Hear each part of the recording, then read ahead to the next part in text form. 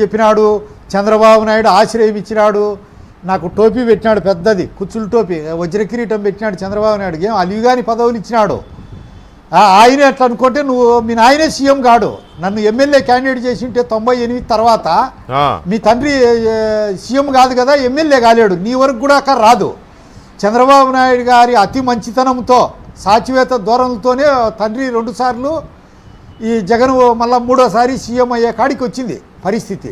పరిటాల రవి హత్య కేసులో జగన్మోహన్ రెడ్డి హ్యాండ్ ఎంతవరకు ఉంది? ఎందుకంటే అప్పుడు చాలా చర్చ జరిగింది అసెంబ్లీలో, మీరు ఇందాక చెప్పినట్టు చాలా చర్చ జరిగింది కదా, ఎవరు చంపారని చాలా విచారణ జరిగినాయి. చివరికి ఆ కేసు ఏదో క్లోజ్ చేసినారు కదా. పరిటాల రవి హత్య కేసులో జగన్మోహన్ రెడ్డి హస్తం ఉందా లేదా? ఉంది సార్. నిజంగా వాళ్ళ గవర్నమెంట్ కాబట్టి సరిపోయింది. రాజశేఖర రెడ్డిని జగన్ను దాంట్లో ముద్దాయిలు చేయాలా. 1 and 2 క్రూర కృత్యానికి అలవాటు పడినటువంటి క్రూర మృగాలయ్యి వాళ్ళ పర్మిషన్ లేకుండా పరిటాల రవిని చంపేంత మునగాడు రాయలసీమలో ఉన్నాడా? అప్పటికీ ఇప్పటికీ ఎప్పుడూ లేడు. అధికారాన్ని చేతిలో పెట్టుకొని పరిటాల రవిని సంహరించిన దాంట్లో వాళ్ళ ముద్దాయిలు, మిగతా వాళ్ళంతా పాత్రధారులే. అసలు సూత్రధారులు. వాళ్ళ వెనకుంటి నడిపించింది, ప్లాన్ వేసింది, ఉపాయాలు చెప్పింది అంతా తండ్రి కొడుకులే. పాసారెడ్డి గారు అట్లాగే ఇంకొక విషయం కూడా, వంగవీటి మోహన రంగా గారి హత్య కేసుని గుర్తొచ్చినప్పుడల్లా మాట్లాడతారు జగన్మోహన్ రెడ్డి కానీ అంతకుముందు రాజశేఖర రెడ్డి గారు కానీ. రంగా గారి హత్య జరిగినప్పుడు ఆ బస్సులో బాంబులన్నీ కూడా కర్నూలు అక్కడి నుంచే వచ్చాయి, రాజశేఖర రెడ్డి ప్రాంతం నుంచే వచ్చాయని చెప్పి చాలామంది మాట్లాడుతూ ఉంటారు. దీని గురించి మీ వ్యాఖ్య ఏంటి? నా వ్యాఖ్య ఏమంటే, పులివెందుల నుంచి పోయింటియే బాంబులు, మనుషులు, కొడవన్లు. వంగవీటి మోహన్ రంగారావును కూడా మోటేసి చంపింది ఇల్లే.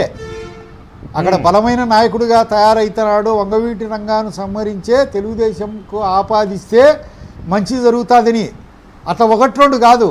జమ్మనమడుగులో గుండకుంట శివారెడ్డి, కోడూరులో చెంగలరాయుడు, ఎక్కడ అనంతపురం జిల్లాలో పరిటాల రవి, ఇక్కడ పోతే నేను.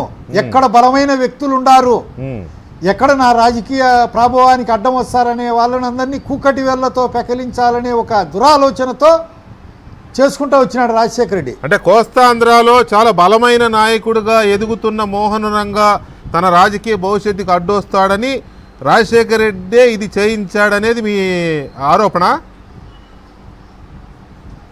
ఆరోపణ కాదు సార్, నిజం. ఇది ముమ్మాటికి నిజం. ఓకే. అంత నిరాహార దీక్షలో చంపేంత కాఠిన్యం కానీ అప్పటి పరిస్థితులు లేవు. తర్వాత ఏం జరిగిందో తర్వాత విషయం. దాన్ని ఒక సాకుగా తీసుకొని సందుట్లో సడమియా అని పూర్తి చేసినారు కిరాయంతకులు, రాయలసీమల్లో. ఓకే. తర్వాత ఇంకొక మాట, నేను మంచోడిని, నేను చాలా గొప్పవాడిని అని చెప్పుకుంటా ఉంటాడు కదా జగన్మోహన్ రెడ్డి గారు. జగన్మోహన్ రెడ్డి గారి నైజం ఎట్లాంటిది, వ్యక్తిత్వం ఎట్లాంటిది, అసలు ఆయన రక్తమే తెలియదు నాకని మాట్లాడుతున్నాడు కదా. నైజం గురించి చెప్పండి. చిన్నప్పటి నుంచి చూశారు కదా.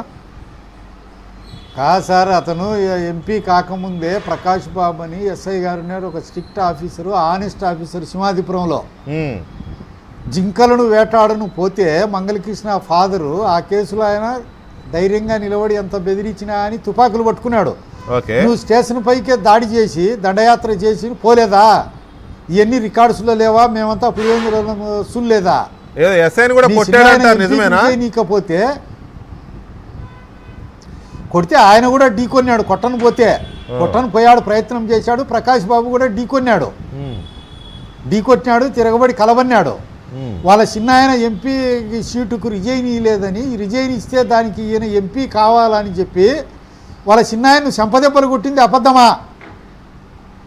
ఈయనేదో రక్తమే చూడనట్టు, కోడి రక్తం చూసినా కళ్ళు తిరిగి పడిపోయినట్టు, ఈయనేదో శాంతి కపోతమైనట్టు, 24 గంటలు మహాత్మా గాంధీ అనుచరులైనట్టు వీళ్ళు చెప్పడము చాలా శుద్ధ అవివేకం.